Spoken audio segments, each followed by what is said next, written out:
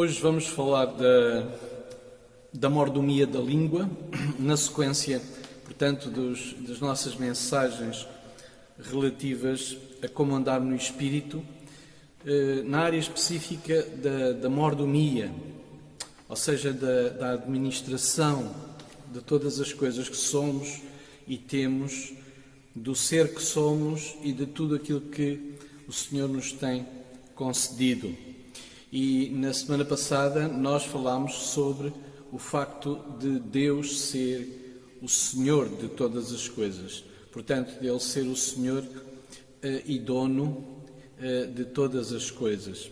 Hoje nós vamos estudar sobre a responsabilidade que nós temos como seres criados à imagem e semelhança de Deus e para a maior parte de nós, eventualmente, que estejamos a ouvir e a estudar juntos agora neste texto, portanto, a responsabilidade que temos de, como filhos de Deus, aqueles que já nascemos de novo, administrarmos corretamente o uso da nossa boca, da nossa língua, das nossas palavras. E a forma como o uso dessas palavras e o uso da nossa boca revelam e demonstram uma atitude na forma como nos relacionamos com as outras pessoas. E a forma como isso afeta também a nossa vida espiritual e revela quem nós somos. Então, nós vamos ler primeiro o texto, e o texto é em Tiago, capítulo 3, todo o capítulo 3 de Tiago. Vamos então ler. Meus irmãos, muitos de vós não sejam mestres, sabendo que receberemos mais duro juízo, porque todos tropeçamos em muitas coisas. Se alguém não tropeça em palavra, o tal varão é perfeito e poderoso para também refrear todo o corpo. Ora, nós pomos freio nas bocas dos cavalos para que nos obedeçam, e conseguimos dirigir todo o seu corpo.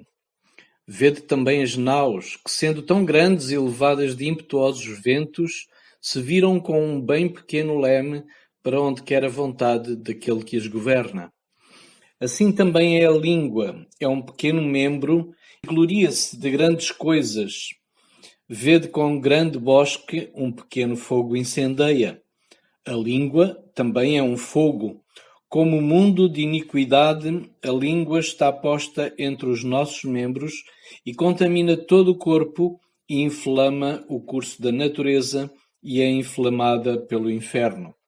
Porque toda a natureza, tanto de bestas feras como de aves, tanto de répteis como de animais do mar, se amansa e foi domada pela natureza humana. Mas nenhum homem pode domar a língua. É um mal que não se pode refrear. Está cheia de peçonha mortal. Com ela bendizemos a Deus e Pai, e com ela amaldiçoamos os homens, feitos à imagem e semelhança de Deus. De uma mesma boca procede bênção e maldição. Meus irmãos, não convém que isto se faça assim. Porventura deita alguma fonte de um mesmo manancial água doce e água amargosa? Meus irmãos, pode também a figueira produzir azeitonas ou a videira figos? Assim tampouco pode uma fonte dar água salgada e doce. Quem dentre vós é sábio e inteligente, mostre pelo seu bom trato as suas obras em mansidão de sabedoria. Mas se tendes amarga inveja e sentimento faccioso em vosso coração, não vos glorieis nem mintais contra a verdade. Essa não é a sabedoria que vem do alto, mas é terrena, animal e diabólica. Porque onde há inveja e espírito faccioso, aí há perturbação e toda a obra perversa. Mas a sabedoria que vem do alto é primeiramente pura, depois pacífica, moderada, tratável, cheia de misericórdia e de bons frutos, sem parcialidade e sem hipocrisia. Ora, o fruto da justiça semeia-se na paz para os que exercitam a paz.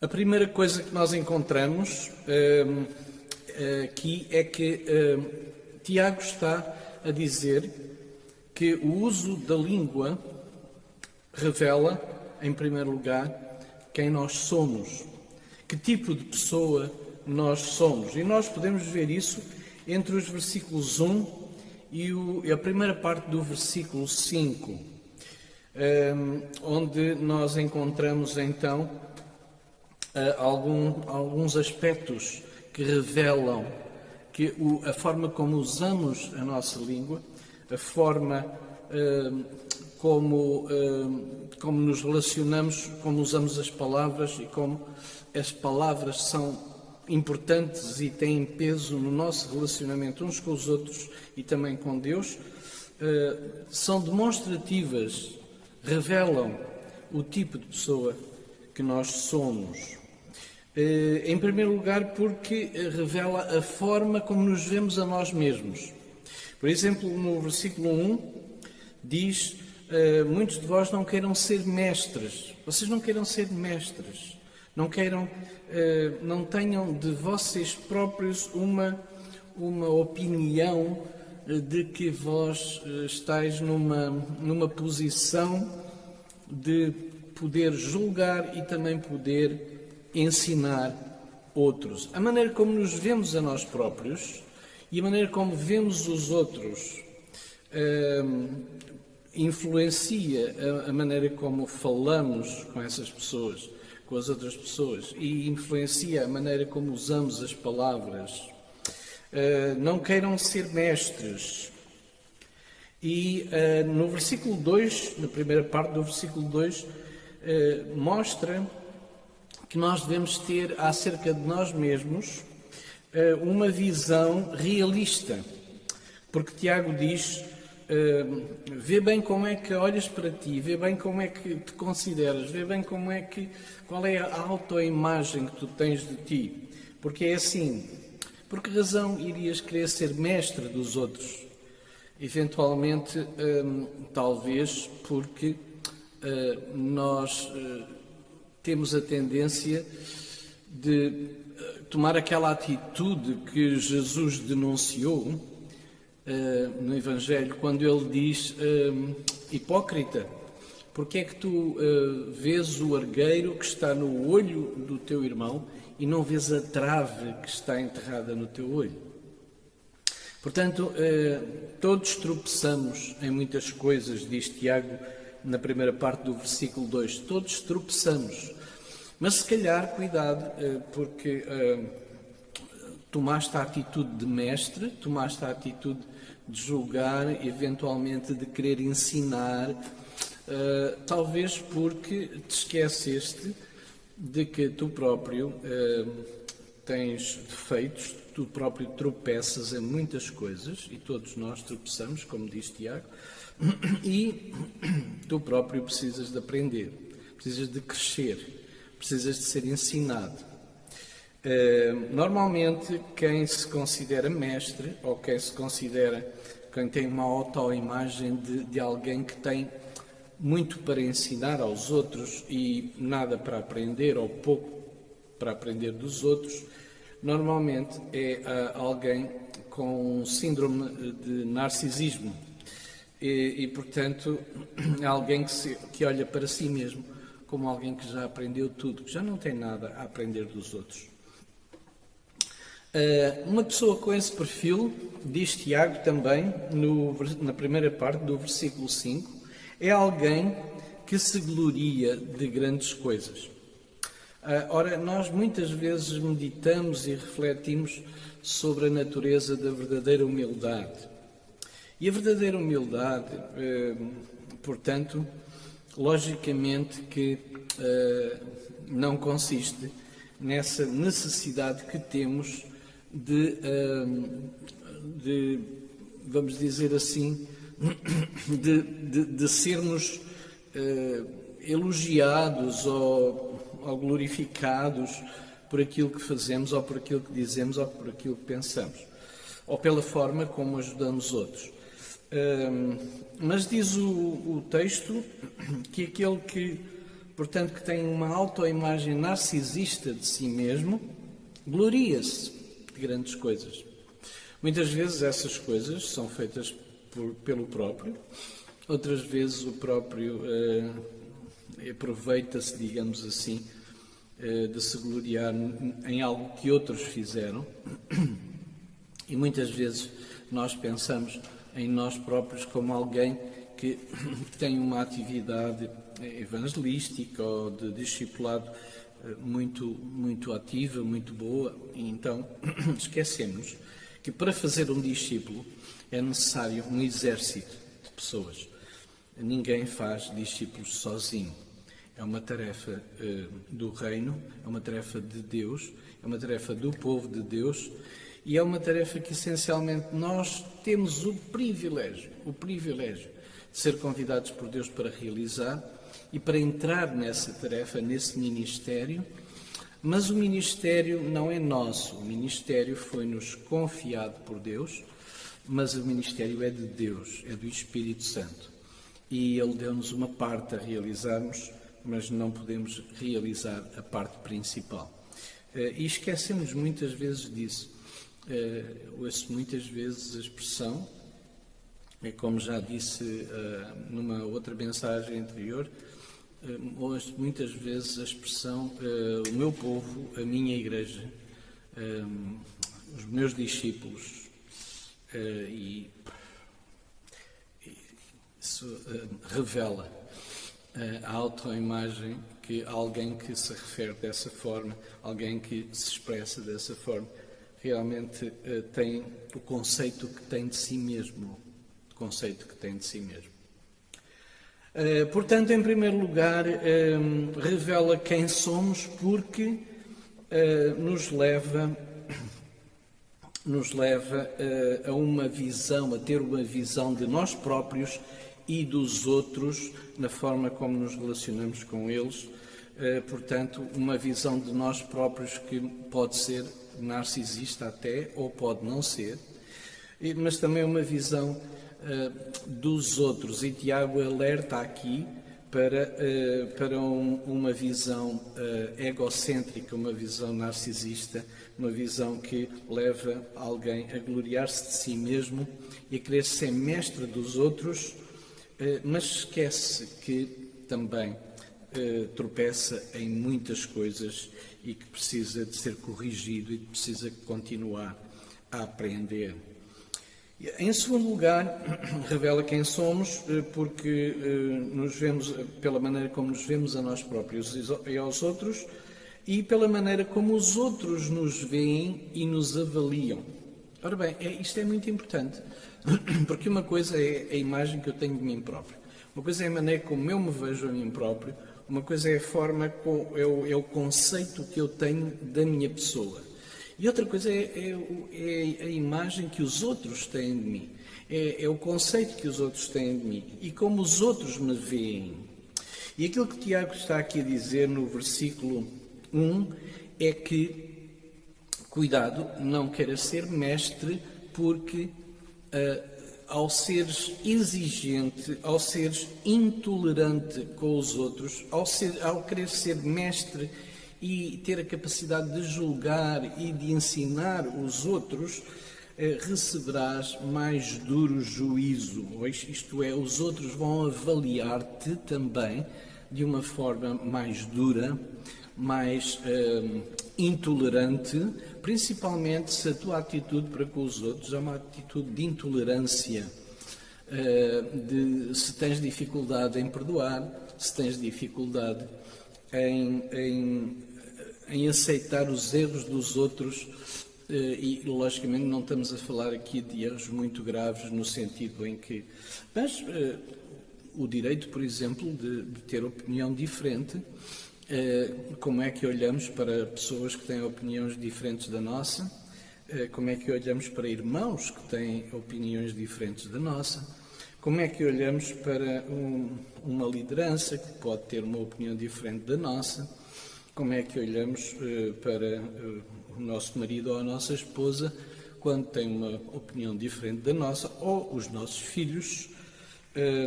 Portanto, se formos intolerantes, receberemos mais duro juízo. E o uso das palavras está implicado em tudo isto. A forma como usamos a língua e como nos expressamos e como comunicamos, como mostramos tolerância ou intolerância, capacidade de perdão ou não capacidade de perdão.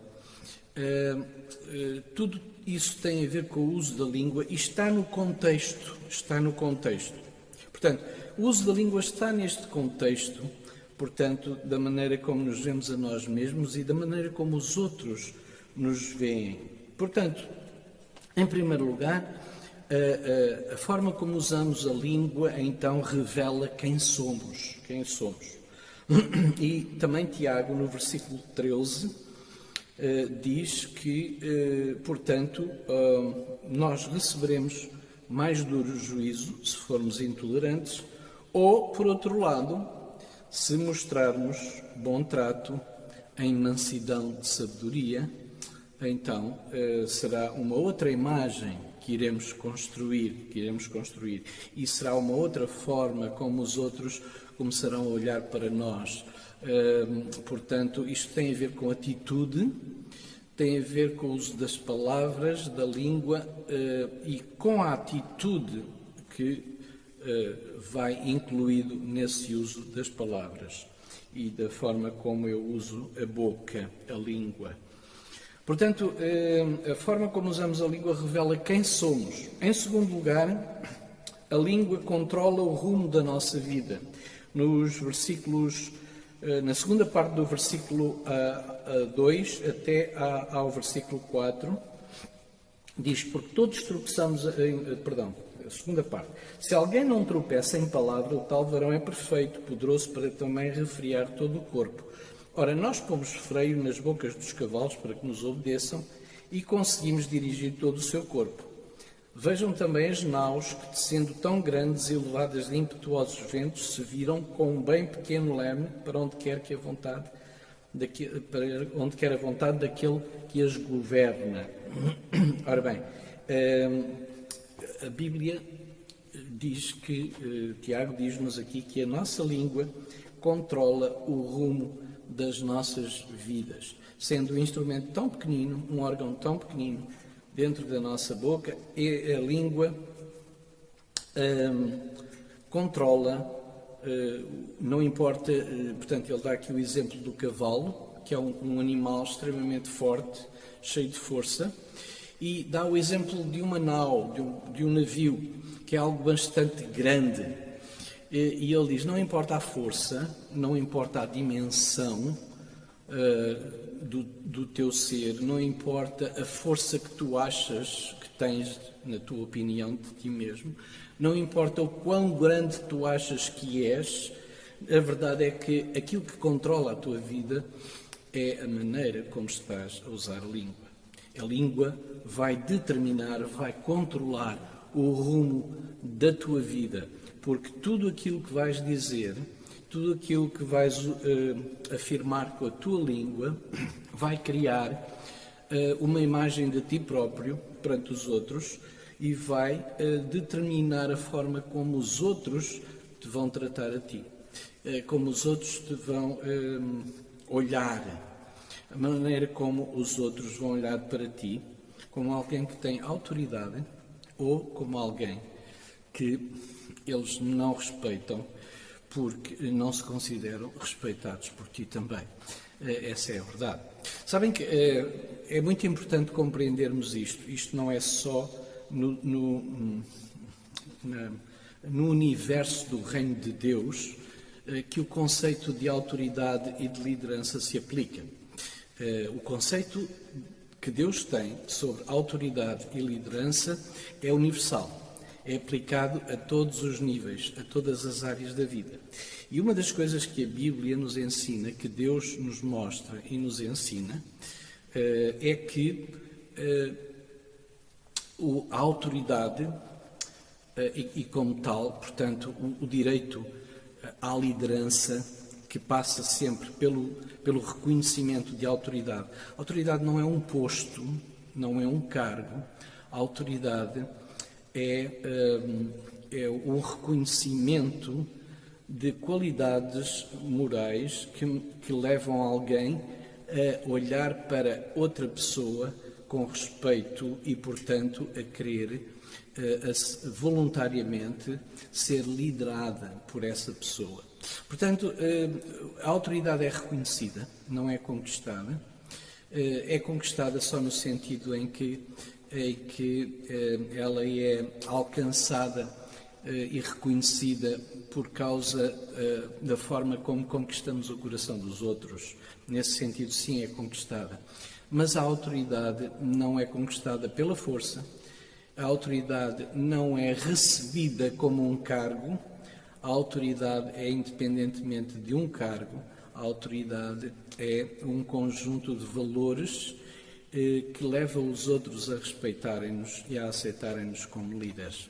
E é nesse sentido que, no contexto da liderança, se entende a autoridade do ponto de vista de Deus. Isto é transversal a todas as áreas da vida. Portanto, a língua, a forma como usamos a língua, controla o rumo da nossa vida, diz Tiago, porque ela vai moldar o nosso ser, vai moldar o nosso caráter e vai moldar também, e vai revelar já o caráter, mas é um ciclo vicioso, porque temos um certo caráter e porque temos portanto, temos caráter e também temos, portanto, como nós já estudamos em conjunto, temos a personalidade, temos o caráter e temos o temperamento. Então, nós temos aqui o conjunto do nosso caráter, que é o conjunto de valores que regem a nossa vida, em conjunto com o temperamento, isto é, a maneira como, usando a nossa língua, a nossa atitude e os valores que defendemos, nos relacionamos com os outros. É isso que vai controlar o rumo da nossa vida.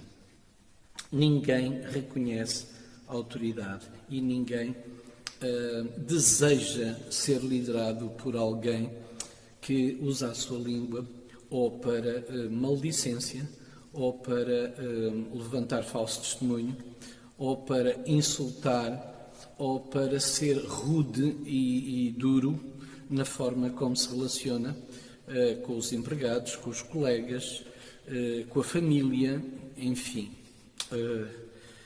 Uma pessoa que usa a língua de uma forma destrutiva não é uma pessoa desejada, não é uma pessoa que conquista o coração dos outros, não é uma pessoa que vá conquistar uma posição de liderança perante os outros e lhe seja reconhecida a autoridade.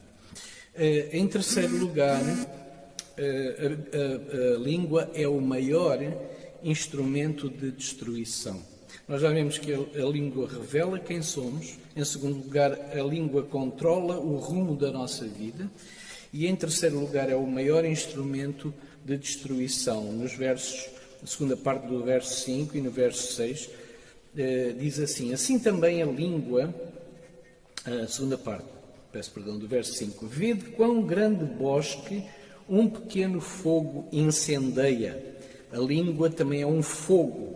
Como um mundo de iniquidade, a língua está posta entre os nossos membros e contamina todo o nosso corpo e inflama o curso da natureza e é inflamada pelo inferno. Ora, é um instrumento de destruição. Pode ser um instrumento de bênção, e já vamos ver qual é a diferença e o que é que faz a diferença entre a língua ser um instrumento de bênção ou ser um instrumento de destruição. Mas Tiago adverte que quando a língua se torna um instrumento de destruição, quando ela é usada para destruir, ela é tão destrutiva quanto um grande incêndio que uma pequena fagulha, um simples fósforo pode acender, mas pode queimar todo um continente, toda uma floresta imensa, e nós temos tido na história do mundo, aqui em Portugal e noutros países, muito mais extensos e muito maiores que o nosso, a evidência de que um pequeno incêndio pode alastrar-se de tal maneira que destrói muitas vidas, muitos bens, muitas coisas. E, portanto, Tiago diz que a língua é assim. A língua é assim quando é usada para, de forma destrutiva, para destruir os outros. Em quarto lugar, a língua não pode ser controlada pelo ser humano. Não há, na natureza humana, capacidade para alterar a forma como o nosso ser afetado pelo pecado usa a língua. No versículos 7 e 8 diz: porque toda a natureza, tanto de bestas feras como de aves, tanto de répteis como de animais do mar, se amansa e foi domada pela natureza humana. Mas nenhum homem pode domar a língua. É um mal que não se pode refrear, está cheia de peçonha mortal. Portanto, é a afirmação de Deus de que não somos nós que temos a capacidade de transformar a nossa língua, porque por trás da nossa língua há algo que é o fundamento, que é a fonte, a origem de a língua ser usada como é. E já vamos ver então o que é. Em quinto lugar, ela revela uma contradição da nossa natureza. Ela revela toda a contradição da nossa natureza afetada pelo pecado. Nos versos 9 a 12, Tiago diz: com ela bendizemos a Deus Pai, com ela amaldiçoamos os homens, feitos à semelhança de Deus. De uma mesma boca procede bênção e maldição. Meus irmãos, não convém que isto se faça assim. Porventura, deita alguma fonte de um mesmo manancial, a mesma fonte, água doce e água amarga? Meus irmãos, pode também a figueira produzir azeitonas, ou a videira figos? Assim tampouco pode uma fonte de água salgada dar água doce. Isto é muito claro aquilo que Tiago está a querer dizer. O que Tiago está a querer dizer aqui é que aquilo que sai da nossa língua tem a ver com a natureza do Espírito que está em nós.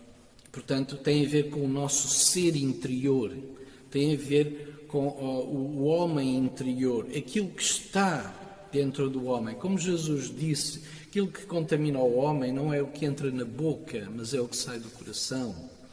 É aquilo que é a essência da natureza de um ser que o leva a usar a língua, as palavras, de uma certa forma ou de outra.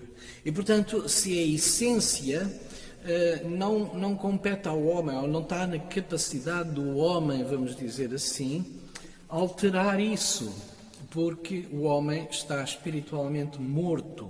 E um ser morto espiritualmente não pode fazer nada por si mesmo, porque mesmo sabemos que assim é, porque a palavra o afirma, um morto não pode fazer nada por si mesmo. Portanto, tem que ser trazido de novo à vida, tem que ressuscitar para voltar a poder ser capacitado a ser responsabilizado pelos seus atos.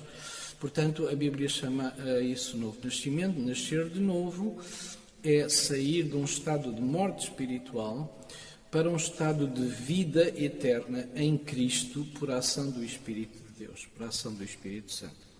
Portanto, não pode ser controlada pelo ser humano, revela a nossa natureza contraditória e é usada ao serviço do nosso ego. Vejam os versículos 14 a 16, que diz claramente que, na verdade, nós usamos a língua como instrumento de autoexaltação e também de mecanismo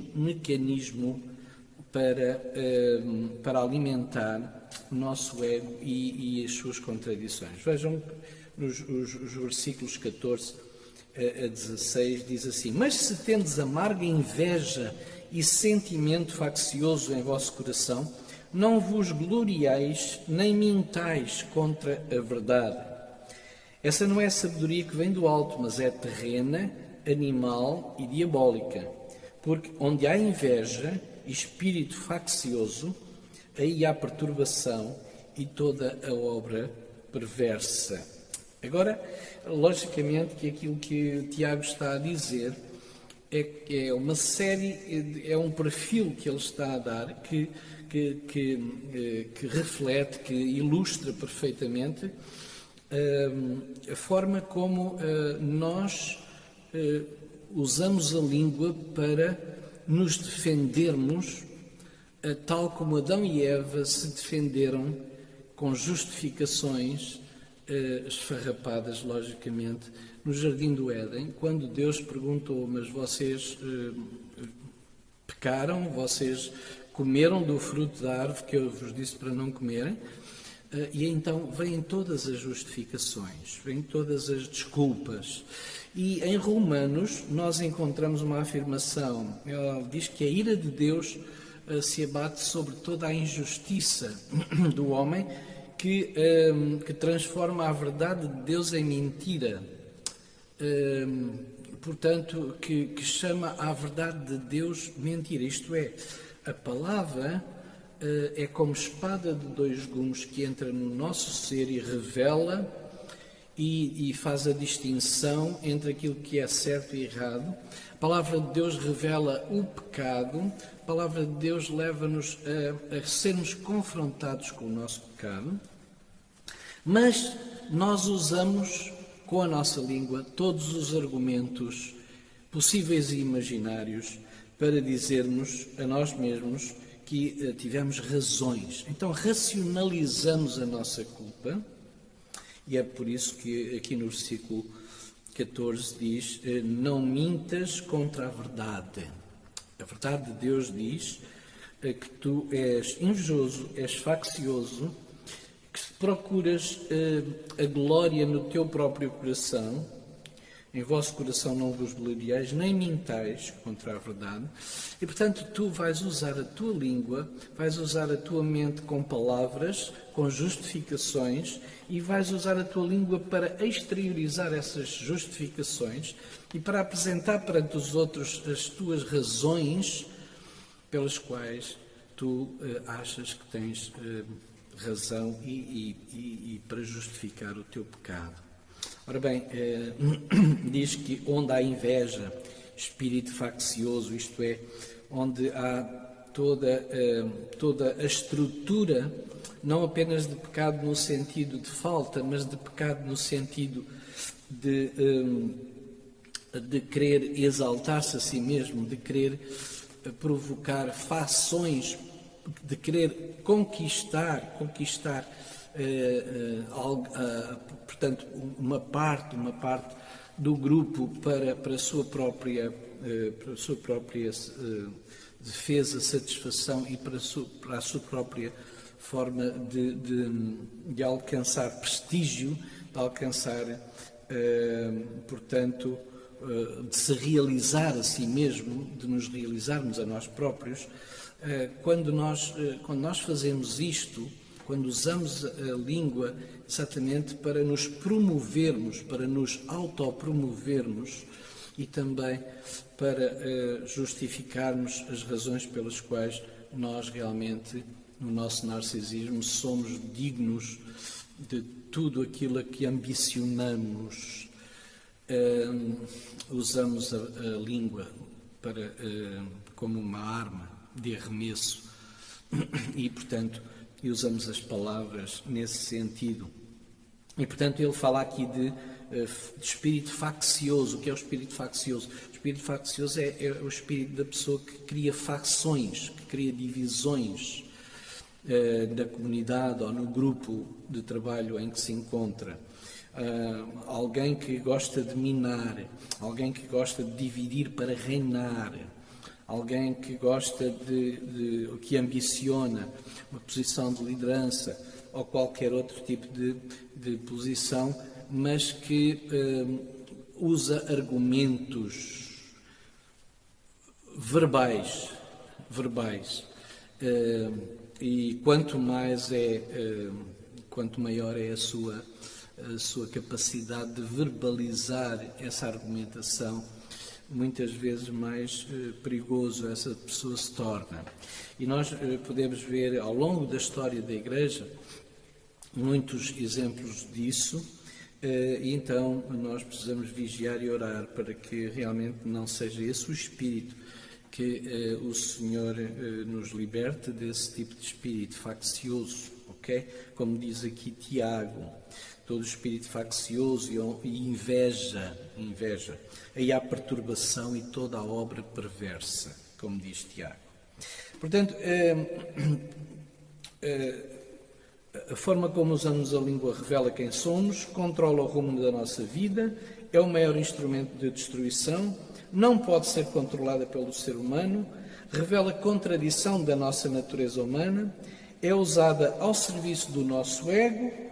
E quem pode controlar a nossa língua? É a pergunta. Este é o ponto 7 já, não é? Quem pode controlar a nossa língua? Então nós vemos no versículo 17, mas a sabedoria que vem do alto, primeiramente pura, depois pacífica, moderada, tratável.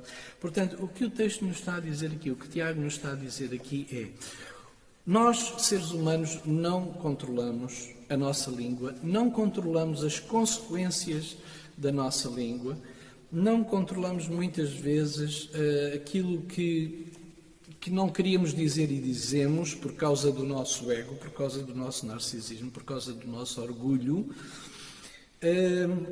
Então, qual é a solução?